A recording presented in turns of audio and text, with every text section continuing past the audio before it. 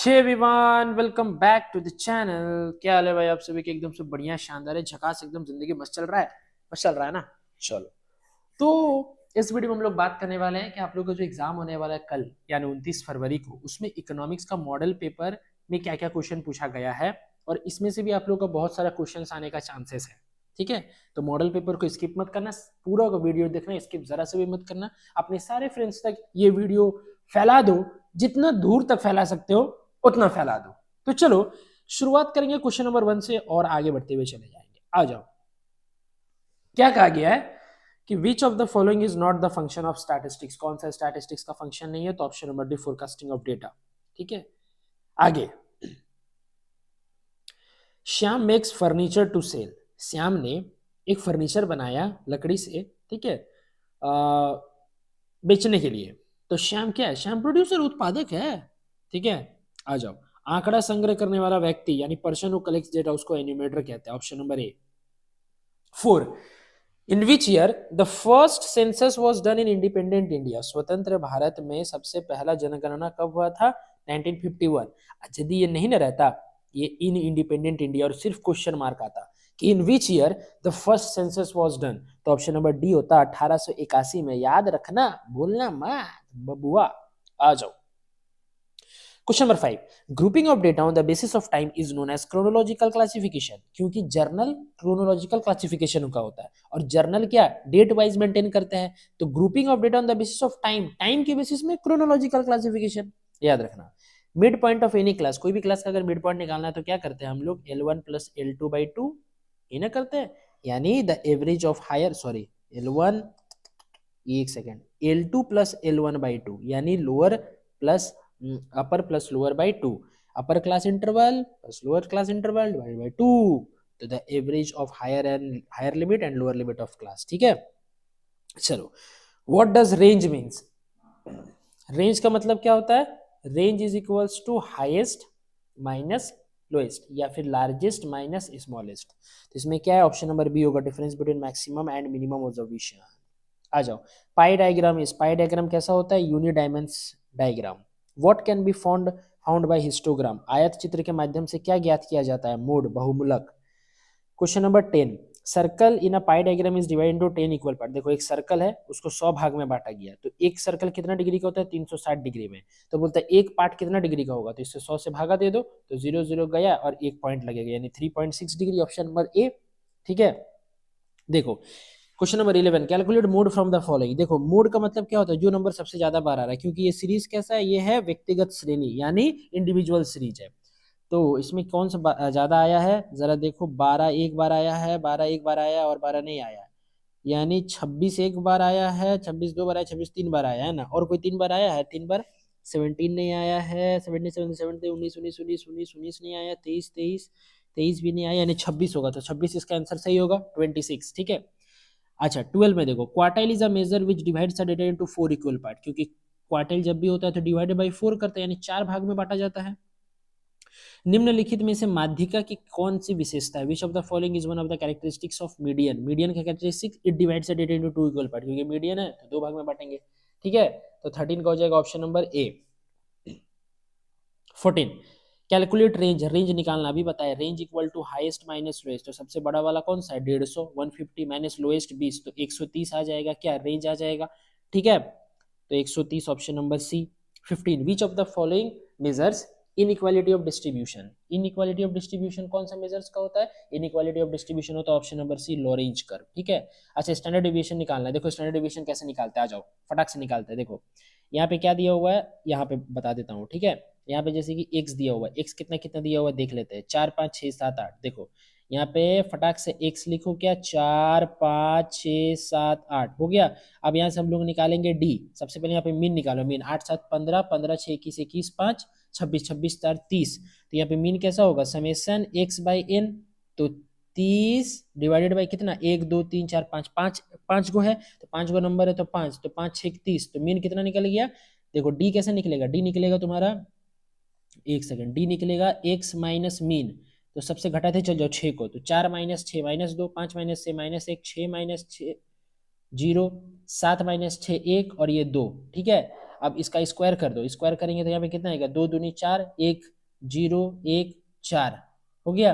अब 4 4 8 और 2 10, 10 आ गया क्या, dx। अब फॉर्मूला लगाओ, standard deviation is equals to summation summation D square by N और अंडर रूट, ठीक है।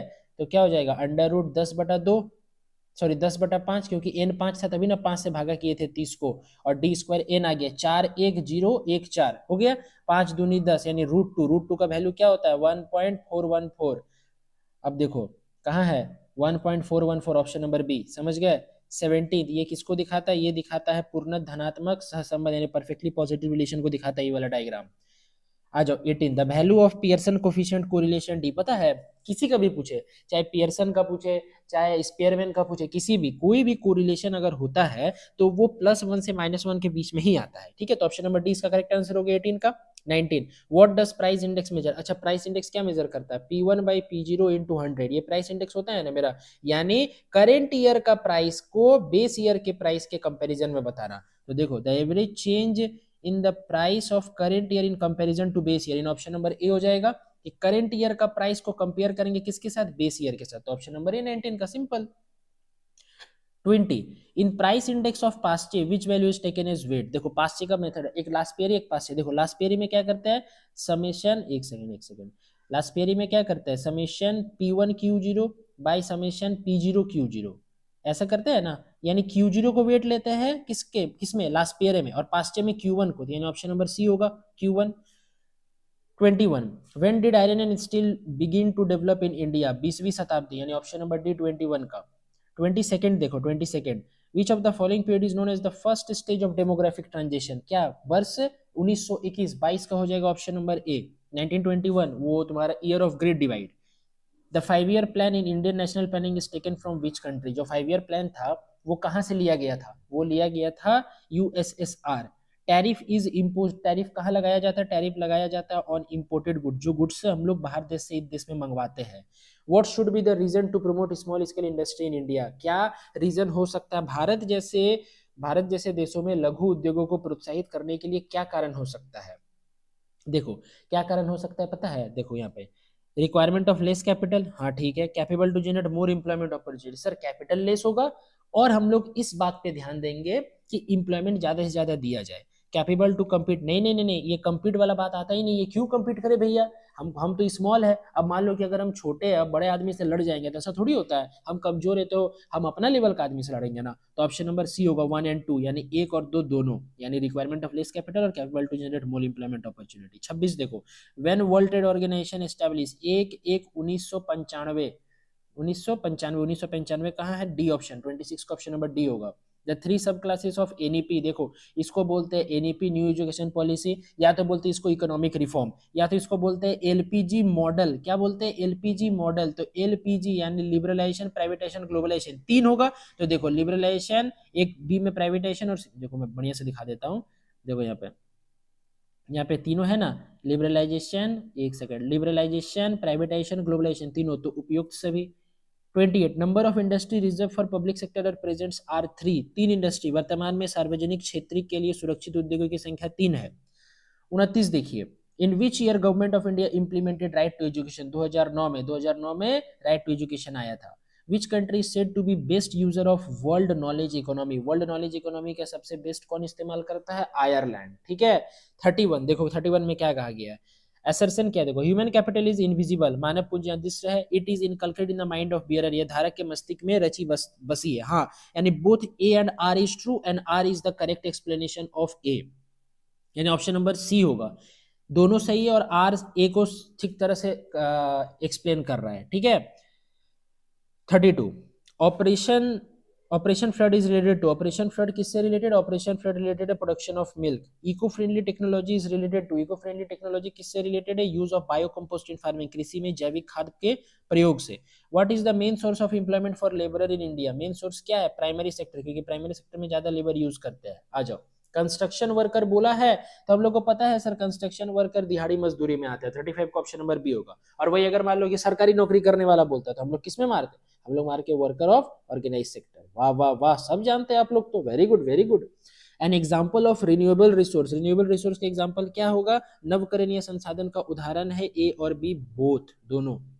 अच्छा, चिपको मूवमेंट का क्या ऑब्जेक्टिव था? कि पेड़ को बचाएंगे, और हिमालय से शुरू हुआ था ये, तो देखो to conserve the forest in Himalaya, option number A 37 का। 38 देखो, the main reason of global warming का जो वैश्विक उष्णता का प्रमुख कारण क्या है? वो कारण है increase in green house gases, green house के गैसेसों में वृद्धि। 39 देखिए, the commune started in the rural areas of China is related to, तो चाइना के जो गांव है उसमें जो कम्यून सिस्टम स्टार्ट किया गया था, उसका मतलब क्या था? उसका मतलब था क्या? कलेक्टिव फार्मिंग, एक साथ जो फार्म करना, ठीक है, मतलब खेती करना, फार्म करना बोल दिए, सॉरी, खेती करना।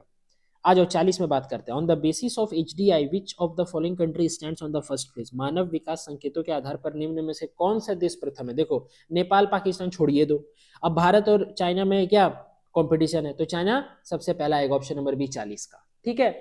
तो आई होप आप लोगों को वीडियो पसंद आया होगा। वीडियो पसंद आया, वीडियो को लाइक कीजिएगा, चैनल में नहीं हो तो प्लीज चैनल को सब्सक्राइब कर दो, बेल आइकन को प्रेस कर देना, ताकि आपको सारे वीडियो का नोटिफिकेशन आप तक चला जाए। तो चलिए मिलते हैं नेक्स्ट वीडियो में, till then bye bye, wish you all the very best for exam, keep growing and keep learning, अच्छे से एग्जाम देना, बहुत अच्छा जाएगा एग्जाम कल का, टेंशन लेने का कोई बात नहीं, क्योंकि आप लोगों का एग्जाम 29 ऑफ फेब यानी 29 फरवरी को होने वाला है, कॉमर्स और साइंस वाले बच्चों का इकोनॉमिक्स पेपर का। तो अच्छे से एग्जाम देना, अच्छे से लिखना, और जरूर बताना कि एग्जाम कैसा गया है। चलो बाय बाय, टेक केयर।